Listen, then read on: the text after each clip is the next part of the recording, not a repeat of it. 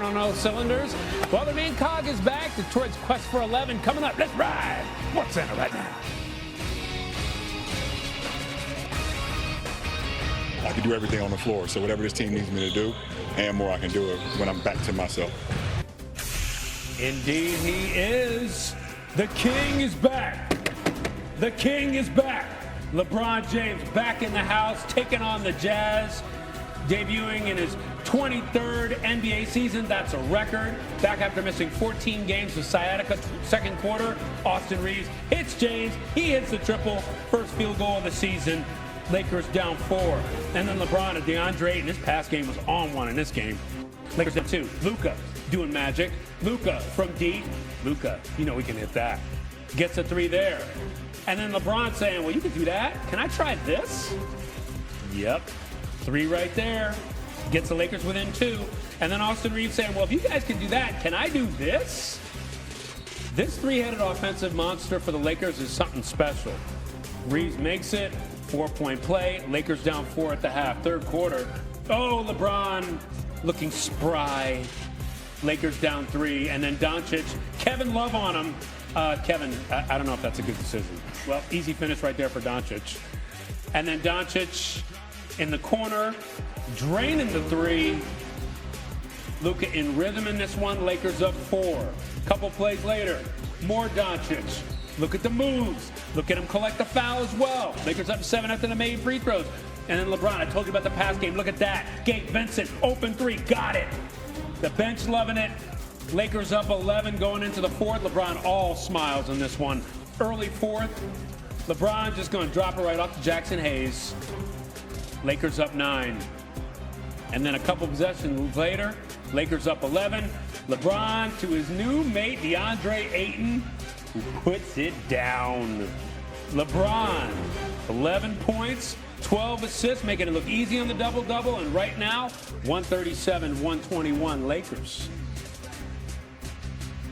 Okay, just by stepping on the court, LeBron James makes more history. Tuesday begins his 23rd NBA season, passing Vince Carter for the most in NBA history. He now stands just 49 games away from Robert Parrish for the most played all time. And with that, we welcome in Kendrick Perkins, still kicking it with us here on SportsCenter. LeBron Perk made his return after being sidelined with sciatica, obviously the old head injury of the year. How did he look, though, in your opinion? Oh, he looked damn good. And we're talking about the most complete basketball player this game has ever seen.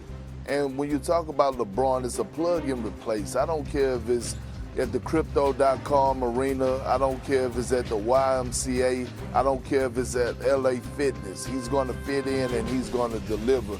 He looked damn good to say he's a senior citizen and he's been out for the extended period of time, and this was his first game back. No, man, we can make all the old jokes we want, but clearly the time did him well as far as his body being able to get right back out there. But the Lakers themselves went 10-4 without Bron to start the season. So what version of the King does L.A. need him to be?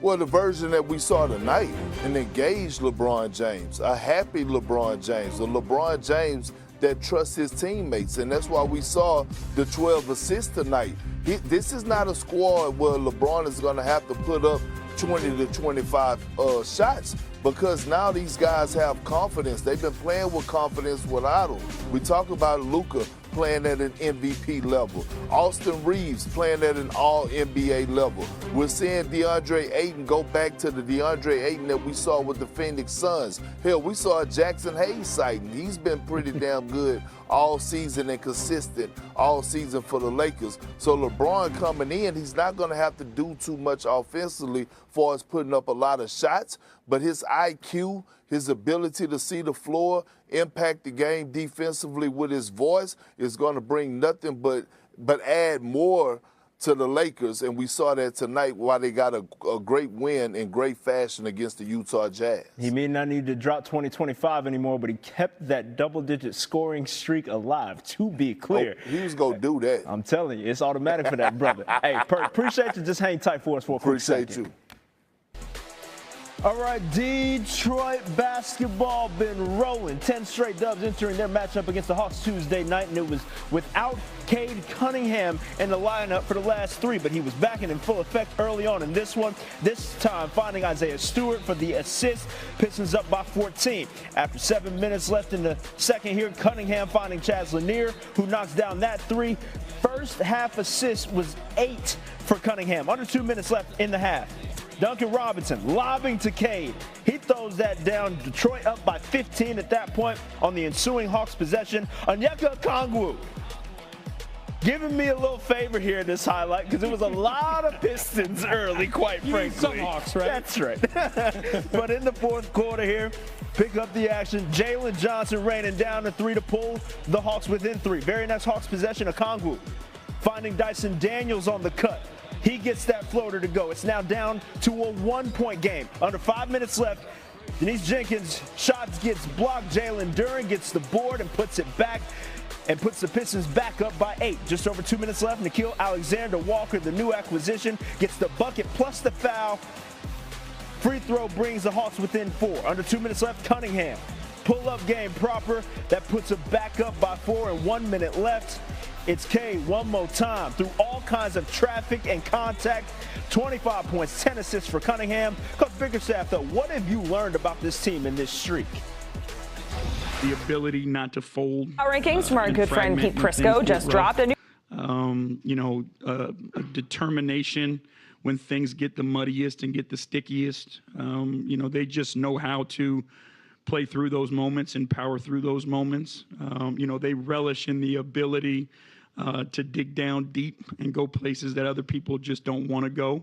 And I think that's why we've had, the run that we've had is because of their willingness to do just whatever it takes to get the win and be as nasty as we need to be.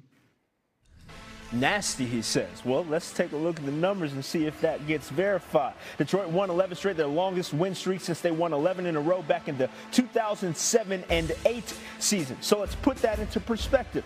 The Pistons' 2 leading scorers are Cade Cunningham and Jalen Duren. Back in 08, Cade was 7 years old. Wow. While Duren, who turned 22 Wednesday, was 4.